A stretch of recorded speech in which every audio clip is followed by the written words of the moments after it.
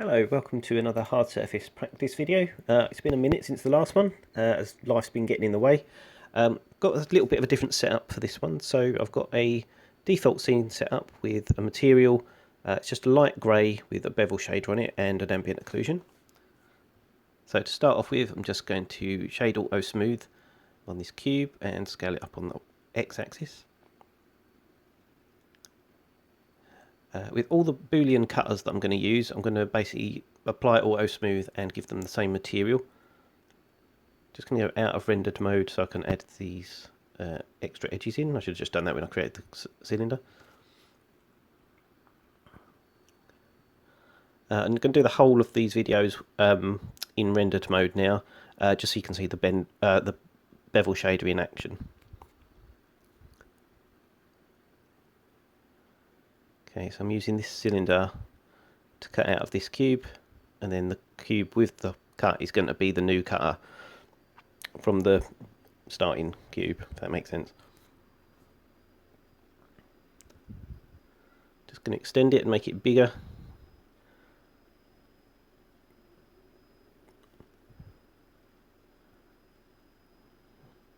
And just going to adjust the origin point to between those two faces. So you can snap that forward. Just as a note, I usually use my snap settings on vertex and active element. This is the most intuitive way of doing it. You can just select the last vert edge or face and use that as the part that you're snapping to. Moving that down on its local Z. So it cuts away into the cube. This is using the brush version of the difference Boolean. The brush versions keep the cutter active so you can still move them around, whereas the other versions just work instantly. Just going back and beveling the edges of all of the edges of the original cube there as well. And just bringing that face down, because I don't want it to cut all the way through that top bit. I did try here to get it to go straight up from there, and I didn't realise why it wasn't working until afterwards, and I think it's because of the angle of where the cylinder was cut out from it. Not to worry, it's not a massive deal. All of these, I've got a series of several videos, all in a similar sort of style, coming out for these new hard surface practice ones, and they're kind of mechanical looking parts, but I've gone with this style of video because it looks similar to there's an artist I follow called Purbo, I think his name is, and he's got this great channel on both Instagram. He's got an art station, and let me just pull up his name, Purbo Alam, hard surface modeler. That's the guy. Yeah, and he's got this collection of hard surface practice. He's just in this sort of style, just this light grey with a sort of yellow secondary colour, and I just really liked his style, and he's exactly the sort of person that is great for getting some inspiration from, because you look at his work and there's so much detail there that you have to sort of really look at it to figure out how it was made. It looks much more complicated than it probably is, but where it's been layered up over and over again, and he just gets such a great result by the end of it.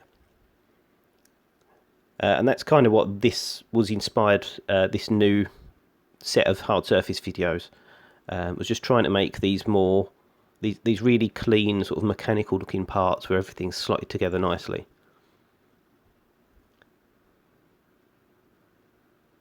Apologies, by the way, for my croaky voice. I'm recovering from a flu at the moment.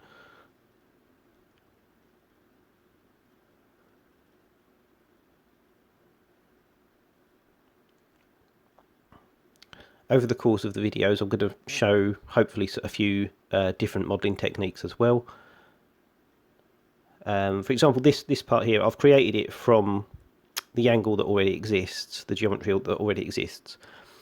But equally, another way of doing this would be to snap the 3D cursor to the average of those two areas, and then when you add a new cube in, it will be at that location.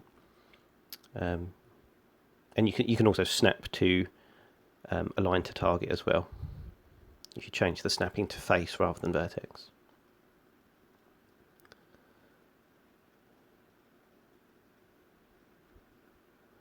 It's a very Boolean heavy workflow, and I use pretty much all of the tips and tricks that I've shown you previously in the Boolean video.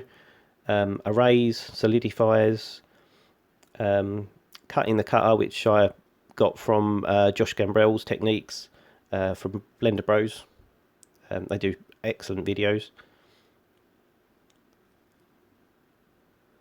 Sometimes you'll see me duplicating the cutter 2 or 3 times. That's to take so that I can minus it away from 2 or more parts, and sometimes I use it to make an duplicate the thing I'm cutting it from to make an intersection so that it sits perfectly within the area as well.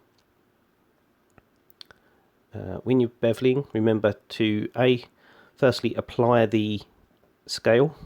If you've scaled the object in object mode, it solves so many issues. And secondly, to clamp the overlap so that you can just bevel ends of objects into completely round areas. That's the second material I've got set up there. It's basically exactly the same as the first one, only it's in yellow.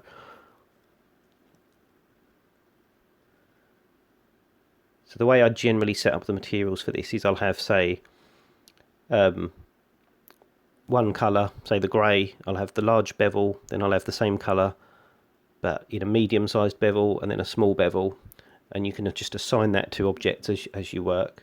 And then I'll have the same for the yellow. I'll have a large bevel, medium and small in the yellow colour as well.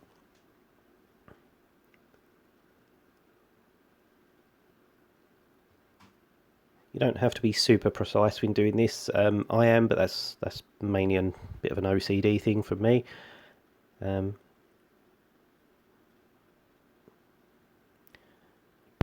are kind of 2 ways you can do slices as well that work differently. You'll see me do these over the course of the videos. One is to just use the Boolean slice operation, and the other is to use a difference and then use a solidify modifier on the cutter, and that lets you control the thickness of the slice. And you can then go in and separate by selection the area that you've cut away and change the material if you want to. You'll see here I'm kind of scaling the yellow part in. I've missed some faces on the bottom, I'm just going to grab those. And it's just to give it that slightly darker ring, and I'm just excluding the y-axis there as well, just so it stays flush to the surface. And the same on the inside, only I'm scaling it away from the middle part. And just having that dark ring around it just makes it look sort of slotted together, like a real weld machine of some sort. You can very easily make hundreds of these things. Like I've already made 4. They take as long as you want to work on them, but the ones I've done sort of in sort of half an hour each. But you could make a big collection of them and then sort of kit bash them together into some huge, complicated looking sci-fi weapon. I had quite a lot of fun making the weapon for my last portfolio piece, which is there's a turnaround of it on my channel somewhere if you've seen it. The hardest part of that to do was actually the chain belt for the machine gun. Just purely because of the angles that the belt had to twist around to feed into it properly.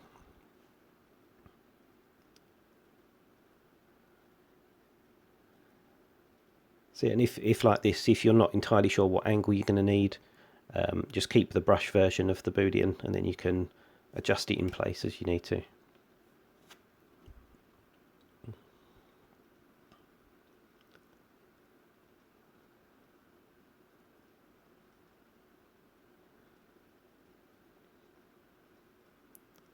I think that doing things like this are quite a good practice for just design in general as well, if you're just trying to figure out what shapes you want something to be, or the placement of details, it's quite handy. You can sort of grey box what you want something to look like quite quickly with these techniques.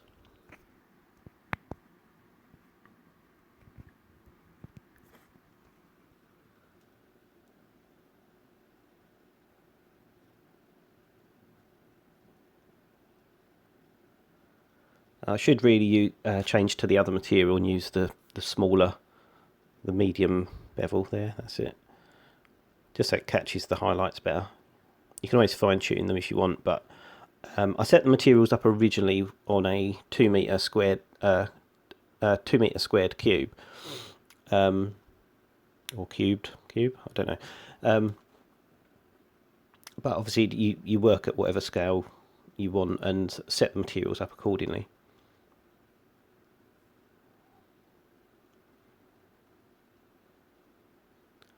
Just going to add in some extra cuts maybe.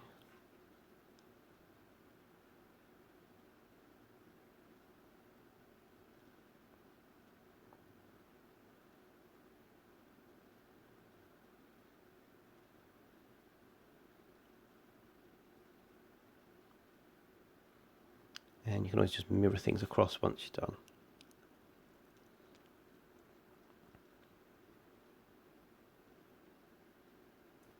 Quite like that how it worked with the solidify. It just made it just skip the end parts there. So I'm just going to separate that and then recolour those with the yellow material. Okay, that's it for now. See you in the next part.